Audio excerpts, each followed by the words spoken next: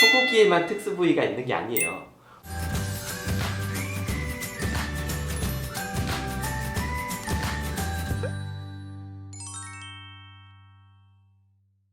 안녕하세요. 닥터디테일 압구정 송태일 원장입니다. 여러분, 보톡스 시술 좀 해보셨나요? 요즘 보톡스 시술이 많이 보편화되다 보니 다른 사람과 다른 조금 특수한 부위에 특수한 보톡스를 할 수 없나요? 하는 문의가 늘고 있습니다. 소고기에만 특수 부위가 있는 게 아니에요. 오늘은 특수 부위 보톡스 시술 몇 가지에 대해서 좀 알아보겠습니다. 이 내용을 통해서 보톡스에 대한 이해가 조금은 더 넓어질 것 같습니다. 보톡스라는 약물의 효과를 한마디로 표현하면 일정 기간 동안 근육의 힘을 약하게 만들어주는 그런 약물입니다. 우리는 왜 이런 근육의 힘을 약하게 만들어주는 약물을 열광하고 사용하고 있느냐? 보통 우리가 고민하고 있는 얼굴의 주름들이 표정 근육의 과도한 수축으로 인해서 발생하고 악화되기 때문입니다. 미간 주름을 예로 들어볼까요? 미간에 이렇게 세로로 주름이 생기는 이유는 미간 근육이 이렇게 가로로 발달되어 있기 때문입니다. 미간 근육이 가로로 이렇게 수축하게 되면 피부는 그 수직 방향으로 접히면서 피부의 주름은 세로로 생기게 되는 것이죠. 우리가 하루에도 수백 번, 수천 번씩 미간 근육을 강하게 수축하기 때문에 미간 주름이 시간이 지나면서 더 깊어지는 거죠.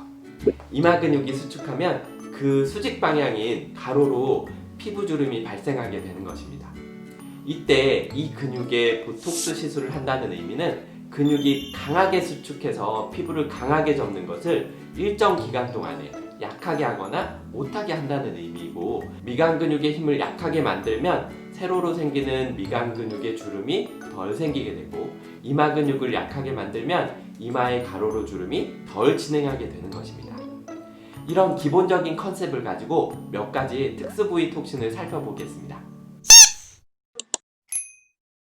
우선 콧볼 보톡스 한번 알아볼까요? 콧볼에 보톡스 시술을 합니다.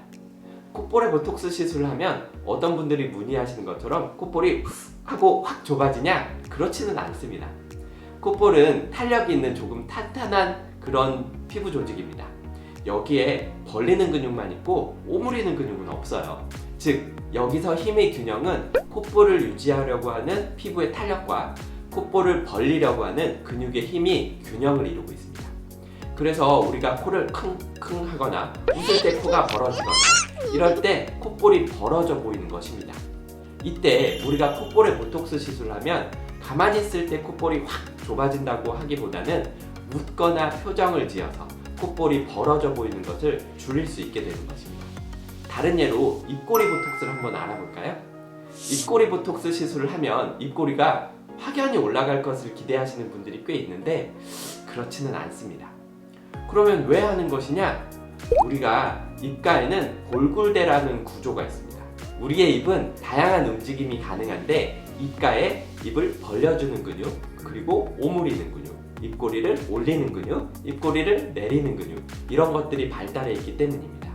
수직축으로 관찰해보면 입꼬리를 올리는 근육과 내리는 근육이 균형을 이루고 있는 상태입니다. 이때 입꼬리를 올리고 싶다고 하면 입꼬리를 올리는 근육을 강화시키거나 아니면 입꼬리를 내리는 근육을 약화시키면 되겠죠? 그래서 입꼬리를 올리는 근육을 강화시키는 것은 열심히 활짝 웃는 연습을 해서 입꼬리를 올려주는 이 근육을 강화시키는 것이 되겠습니다. 그리고 반대로 입꼬리를 내리는 근육을 약화시키는 것은 보톡스 시술로 간편하게 가능합니다. 따라서 입꼬리를 내리는 근육에 보톡스 시술을 한다고 하면 입꼬리가 살짝 올라가게 되는 것이죠. 다만 그 근육을 너무 강력하게 약화시키면 다양한 표정을 짓는 데 문제가 생길 수 있기 때문에 과도한 욕심을 부리지 않는 것이 좋습니다. 또 다른 예로 잇몸 보톡스 시술에 대해서도 한번 알아볼까요? 사람에 따라서는 활짝 웃을 때 윗입술이 너무 올라가서 잇몸이 환하게 보이는 그런 경우가 좀 있습니다. 잇몸이 너무 많이 보이게 되면 좀 보기 싫다고 느끼시는 분들이 꽤나 많습니다. 따라서 근육의 힘을 약하게 하는 보톡스를 이용해서 윗입술을 강하게 들어 올려주는 근육을 미세하게 약하게 힘을 줄여준다고 하면 잇몸이 좀 덜 보이면서 한결 편안한 표정이 만들어집니다. 이런 것 말고도 얼굴의 근육의 특성을 잘 파악하면 보톡스를 이용해서 미세한 교정들을 시도할 수 있습니다. 편측 안면마비로 인해서 안면 비대칭이 발생한 경우라거나 미세한 안면 근육 경련 등을 조절할 수도 있죠. 다만 보톡스가 만능은 아니라서 시술 효과가 그렇게 길지 않다는 점과 보톡스에 대한 반응이 사람마다 달라서 정교한 교정을 위해서 여러 번 교정이 필요할 수 있다는 점, 조금만 과한 욕심을 부리게 되면 오히려 표정이 어색해져 버릴 수 있다는 점, 이런 것들은 반드시 주의해야겠습니다. 오늘은 특수 부위 보톡스 시술에 대해서 좀 알아봤는데 영상이 도움이 되셨으면 좋겠습니다. 다음에는 더 재미있고 유익한 영상으로 찾아뵙겠습니다. 지금까지 닥터 디테일 압구정 송태일 원장이었습니다.